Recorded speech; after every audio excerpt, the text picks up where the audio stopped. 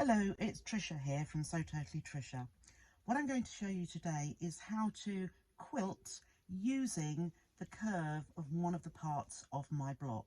This is a log cabin base block with a square of fabric that has been folded in half, and I've appliqued it to the colour part of the log cabin, and then I've folded this bias edge back and stitched it down, which gives me a curve in the centre of the block. And today I'm going to just show you how to quilt it very easily without having to mark any lines on here. And I'm just going to use the foot as my guideline, as well as this curved edge which I have created with the square that has been folded. So I'm using a Brother V7 today, which has a rather large walking foot, and I have moved my needle position all the way over to the right to give me the furthest distance from the left hand edge of the foot to where the needle is, and this gives me about 3/4 of an inch distance between each of the rows which I will be stitching. I'm using a 3.5 stitch length because I like my quilting to show, and it makes it look a little bit more like hand quilting, and I'm using Orifil thread to do that. So let's begin.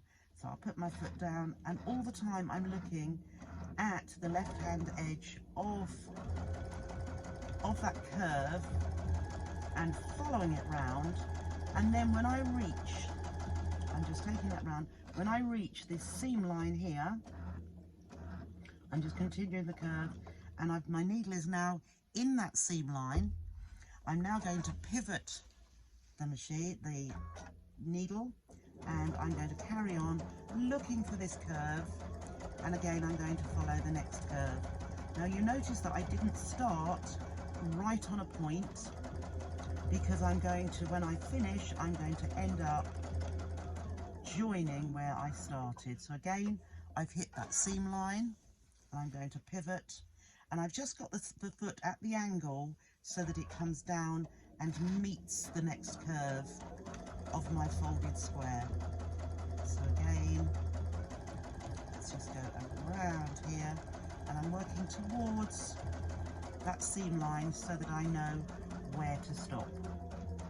And as soon as my needle hits the seam, I'm then going to pivot. So carrying on around again, looking at the left hand side of my foot, and not too fast, just a steady speed to give you nice fluid stitching. So again, we'll go right up to the seam line, and we're in, and now I'm just going to meet where I started. So I've left a long thread for stitching into the wadding later, and then I'm going to try and do my stitches over the previous ones and cut the thread. So I have managed to go the whole way round here. There will come a point when I can't go any further up to here, and that's when I shall start just doing the curves concentrically just in each quarter. So that quarter, the other quarter, 3/4 there. So I'm now going to use that stitch line as my guide. So I will start here because the edge of my foot is on that stitch line, and I'm going to start just here, and as I say, the left hand side of my foot is going to follow the stitch line that I have just done. So it's just curving round, but similar to the previous round, I'm going to carry on stitching till I reach that seam line, and the needle is in the seam, and then I'm just eyeballing where that curve starts, and again the left hand side of my foot is following the curve that I've already stitched, and I'm coming towards the seam line now, so I just keep going, just keep it flush to where you're going in the same direction, and then I can see that my seam is here, or my stitch line, so I'm just going to carry on.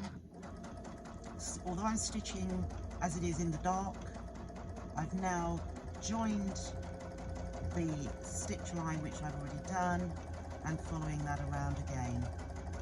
So we'll come round and carry on to the seam, and it's in the seam, so just pivot the work and carry on around.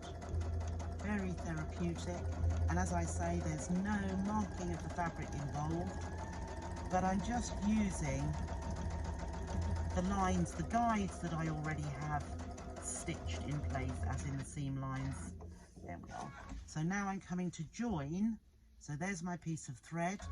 I'm just coming to join here where I started, and hopefully if you can go straight over, so I'm going very slowly here, straight onto the stitches that I did from the previous round.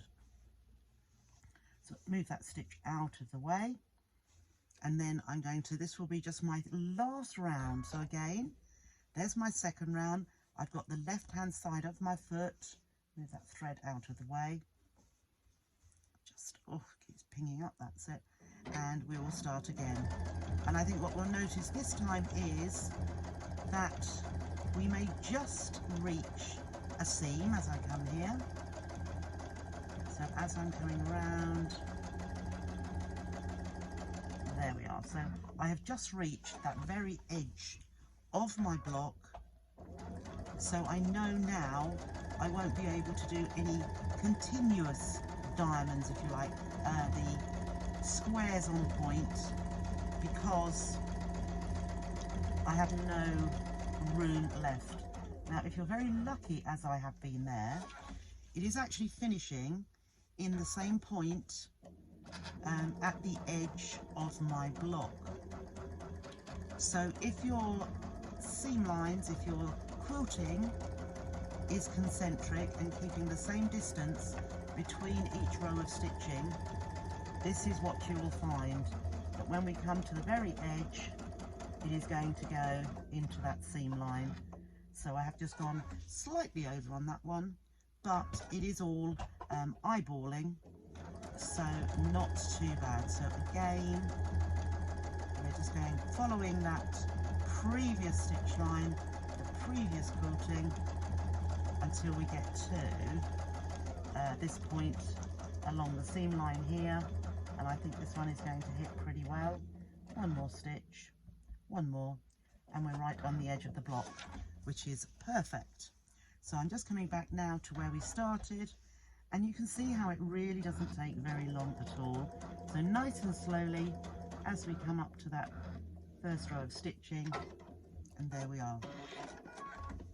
So I have got 3 rows, 1, 2, 3. Now I've got no further place to go here. So all I'm going to do, and this is even easier, all I'm going to do is I'm going to stitch from the edge, just a curve to the other edge. So again, line up the left hand edge of the foot and follow that curve, and if it's slightly out, it doesn't matter, but we've got a nice curve to follow here and off to the edge, keeping that parallel if you can. But the quilting will just give a little bit of undulation, it will give texture to your quilt, this being a mini quilt, so it's really quite pleasant. We haven't got too much bulk. As you can see, it sits on my needle bed very nicely, and all I'm doing now is stitching this corner. So get the thread out of the way, line the left hand edge of the foot, follow that line. I'm smoothing my fabric out to the edges. I have used 505 spray. What have we got there? That's a little pucker there. So I'm just going to lift that and just smooth that out again. There we go, that's better, so that there's no lumpy bit. But I've used 505 spray just to hold the backing fabric and the wadding and the topper together. And then as I'm going, shouldn't really need it, but I just get used to smoothing that out so that we don't actually stitch any pleats into our quilt, into our work. The quilting will pick that up if we do. But I've used a white on ivory background fabric here, and you can see that the beige Orifil thread, I've used a 50 weight, a 40 would be really good, being slightly thicker, to give a little bit more dimension to it and show a little bit more.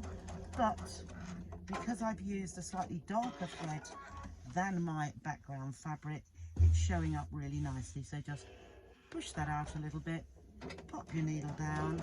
I'm starting just off the edge of the quilt so that every little bit is quilted, because we will, when we finish this off to put the binding on, we will be trimming that edge away. So the last one, now you can decide at this corner, you might want to leave that plain, or you might want to leave it with, or you might want to quilt the whole way to the very edge. But as these curves get a little bit shorter, just go a little bit more slowly. There we go. And I think at this point, I'm going to leave that part there. So this little bit is probably 2.5 inches from here to the corner. I'm going to leave that unquilted, but you can see how the curves were easily made just by following the edge of my turn back bias edge here. So the next thing to do will be to move on to the next quarter here, and we will just do exactly the same, follow the guideline of the previous quilted line all the way to the edge, and try to get it roughly the same on this edge with little quilting or no quilting, about 2.5 inches from that corner point. So I hope you enjoy. This is the, let's just go up here, this is the quilt that has already been made, and you can see the quilting there. So this one is in the green Macawa fabrics, I think Tulip Garden, and you can see all the quilt lines just as I have shown you there. So thanks for watching and hope you've enjoyed. Bye for now.